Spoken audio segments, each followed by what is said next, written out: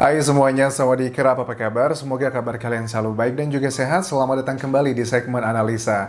Nah, di video kali ini kita update kembali mengenai kasus di Subang, Jawa Barat, pembunuhan di 18 Agustus 2021.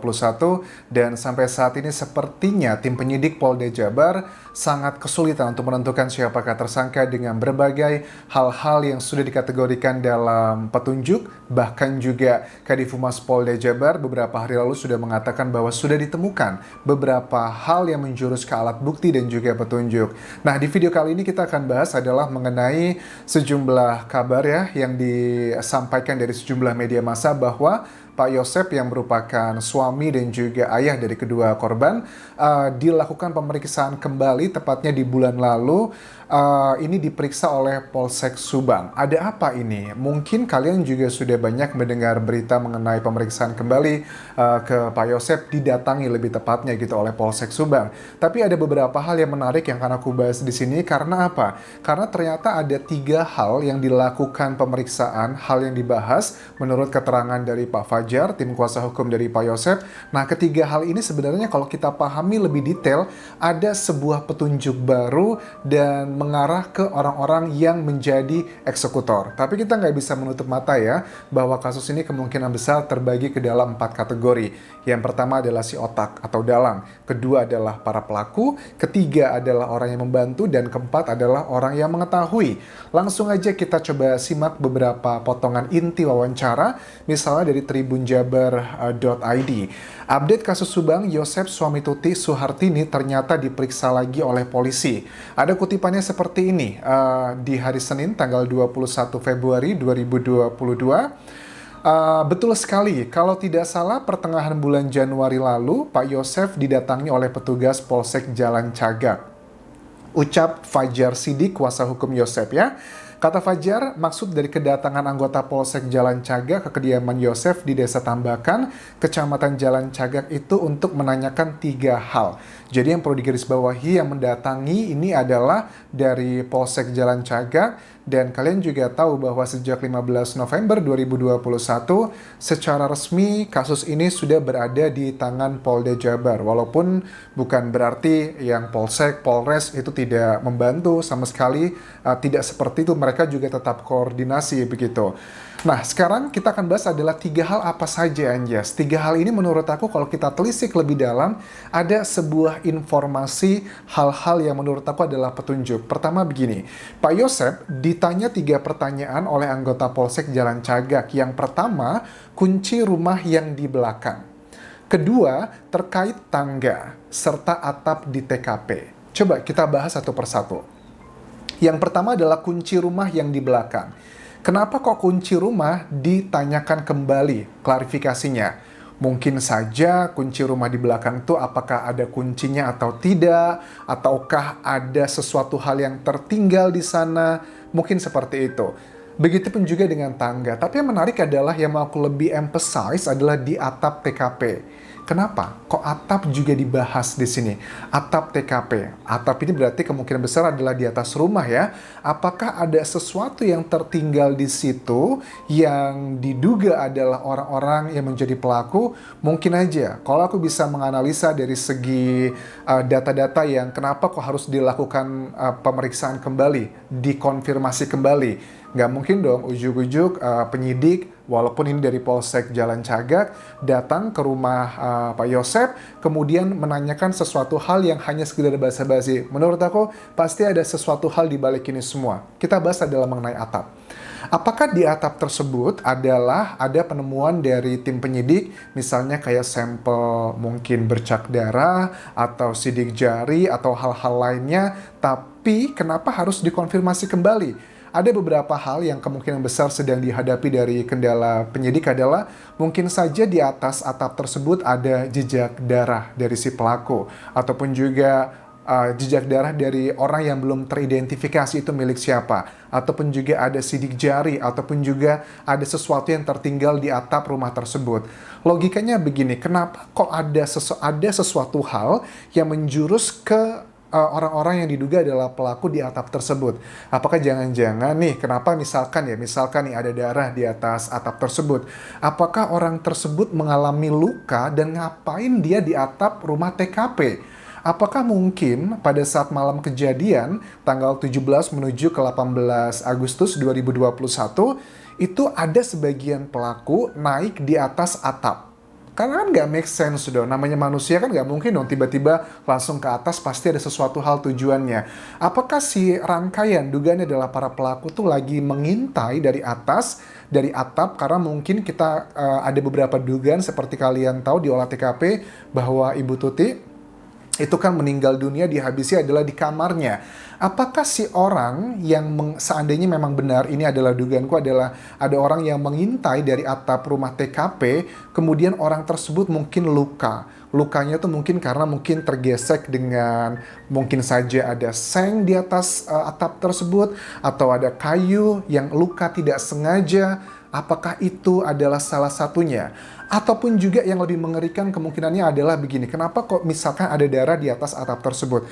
Apakah jangan-jangan setelah kejadian di tanggal 18 Agustus tersebut, kan kita ketahui bahwa Pak Yosep kan datang ke lokasi kejadian sekitar jam 7:15. Apa jangan-jangan nih pada saat si pelaku setelah menghabisi kedua korban dan membersihkan semuanya, dia sempat bersembunyi di atas atap rumah kejadian. Dan itu adalah di detik pertama kali Pak Yosep datang. Apakah seperti itu?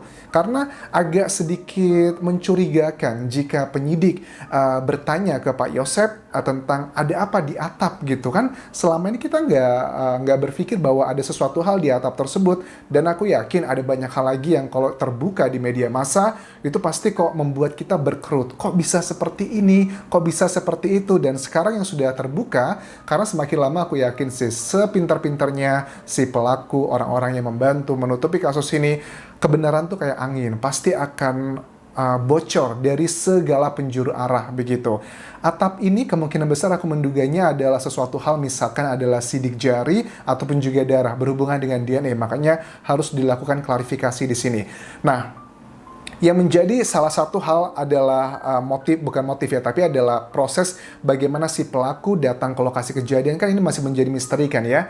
Bagaimana mungkin kok si para pelaku ini bisa masuk ke lokasi kejadian tanpa ada kerusakan pintu, nggak ada pendobrakan dan sebagainya. Dan hal ini juga menjadi indikasi bahwa orang yang terlibat dalam kasus ini adalah orang yang bukan asing gitu. Mereka sudah mengetahui akses, bahkan juga bisa mendapatkan akses masuk ke rumah tersebut tanpa ada kunci, tanpa ada kerusakan kunci di situ.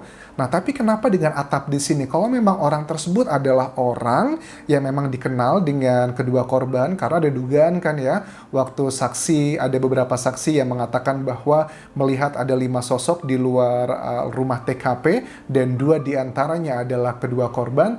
Itu kan kita menduga bahwa sekitar jam 12 malam, 12-an malam, dan waktu kematian kurang lebih kalau aku menilai adalah dengan berbagai data yang sudah aku bahas di video sebelumnya, kemungkinan besar kematian pertama adalah menjelang jam 2 pagi untuk Bu Tuti. Apakah itu tidak ada hubungannya dengan kasus ini? Tidak ada hubungannya dengan para eksekutor? Atau mungkin begini, si 3 orang yang datang malam itu, karena kita ketahui dari keterangan sejumlah saksi, itu mereka fungsinya hanyalah membantu. Misalkan mereka mengenali, ya sudah kemungkinan besar kedua korban pasti mengenali ketiga orang yang sedang ngobrol di luar TKP tersebut. Dan si para pelakunya itu sebenarnya mereka bersembunyi di belakang, lagi di atas atap tersebut, dan menunggu aba-aba dari ketiga orang yang diduga terlibat ke dalam kasus ini. Dan aku kalau melihat ini kemungkinannya benar, berarti ketiga orang tersebut yang sedang ngobrol dengan kedua korban, mereka peranannya adalah sebagai otak atau dalang. Otak ataupun yang membantu. Kemungkinan besar otak lah. Kalau yang membantu mungkin ya harus ditelisik lebih dalam. Tapi paling nggak ada 2 kemungkinan. 3 orang tersebut bisa berperannya sebagai si otak ataupun juga orang yang membantu. Sedangkan si eksekutornya adalah orang yang mungkin sedang bersembunyi di atas atap TKP tersebut. Jika memang benar ditemukan ada darah ataupun juga ada sidik jari. Nah, tapi yang menjadi kendala adalah kalau seandainya di atas atap tersebut sudah ditemukan kedua hal tadi itu, tapi menjadi kendala selanjutnya menurut aku adalah ini milik siapa begitu. Karena dengan total 106 saksi yang sudah diperiksa sekarang, apakah yakin semua saksi telah diambil DNA-nya, telah diambil sidik jarinya, karena untuk mengetahui data-data yang seperti tadi itu kan dibutuhkan data pembanding kan, tidak langsung muncul. Jika seandainya di atap tersebut ditemukan darah gitu, kita langsung ambil, kita bawa ke lab, langsung muncul ini punya siapa, kan tidak seperti itu, harus ada pembandingnya. Dan di Indonesia kelemahannya adalah kita belum memiliki bank DNA, dan untuk mendapatkan tersebut sebenarnya ya salah satu cara yang paling dekat adalah dengan menggunakan data-data dari 106 saksi. Dan aku juga agak sedikit ragu ya, apakah tim penyidik benar-benaran sudah mengambil 106 saksi tersebut sampel DNA-nya, karena kita ketahui ada keterbatasan dana, keterbatasan waktu, effort, dan sebagainya, dan perintilan-perintilan lainnya yang tidak bisa kita prediksi begitu. So itu adalah bagian atap yang menurut aku sangat curiga sekali. Kenapa kok Pak Yosep ditanyakan seperti itu? Itu adalah beberapa kemungkinannya. Terkait tangga juga sama kan? Tangga ini aku nggak tahu apakah tangga ini berhubungan dengan atap, tapi logikanya sih begini ya. Ya namanya juga tangga kan pasti menghubungkan satu dengan yang lainnya. Kita nggak tahu apakah seperti apa, ini adalah analisaku. Mungkin juga sama, di tangga tersebut juga ditemukan jejak-jejak yang berhubungan dengan DNA ataupun juga dengan sidik jari. Linear juga dengan penjelasan mengenai yang ada di atap tersebut. Ini kan sangat mengerikan ya.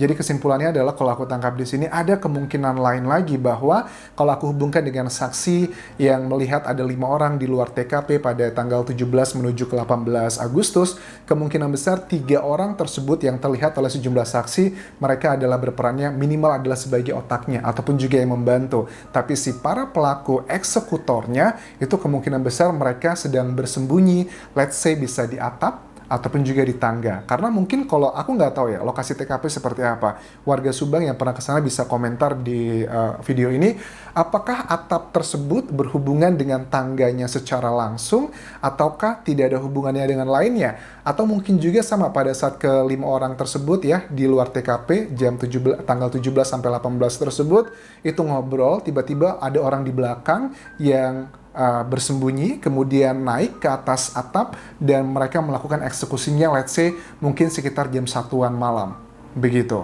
Dan si 3 orang ini yang diduga adalah kenal dengan kedua korban, mereka sudah pulang meninggalkan karena ada hubungannya juga dengan nasi goreng, karena ditemukan di lokasi kejadian itu ada bekas orang makan nasi goreng, dan nasi goreng tersebut bukanlah nasi goreng yang dimasak oleh Bu Tuti ataupun juga Amel dengan profiling karakter mereka, karena Amel bukan termasuk orang yang suka masak nasi goreng gitu, dan kemungkinan besar itu adalah nasi goreng yang dibeli di luar karena ada aluminium foilnya. Let's say seperti itu, aluminium foilnya untuk bungkusan makanan yang lain. So, that's very interesting. Kita nantikan kinerja dari Polda Jabar, dan ini menarik ya, karena mengenai pemeriksaan Pak Yosep di bulan lalu, bukan pemeriksaan sih, tapi dapat kunjungan kan ya. Itu kan baru kita ketahui beberapa hari ini. Tapi aku bahasnya adalah apa hasil yang dilakukan, apa yang ditanyakan oleh anggota Polsek Jalan Cagak tersebut. Ada 3 hal tersebut, dan menurut aku kemungkinan besar adalah yang aku sampaikan tadi. Kalau menurut kalian ada kemungkinan lain lagi, ya kalian bisa tuliskan di kolom komentar ini. Thank you very much for watching this video. Mudah-mudahan teman-teman masih terus setia mengawal kasus Subang ini, dan aku yakin sekali mudah-mudahan kerja keras semua orang dari Polsek, Polres, Polda, sampai Mabes Polri tidak sia-sia sejak 6 bulan lalu. Dan aku yakin hanya dibutuhkan ketelitian sedikit lagi, keberanian, dan juga lebih kerja keras lagi yang dipimpin oleh Polda Jawa Barat.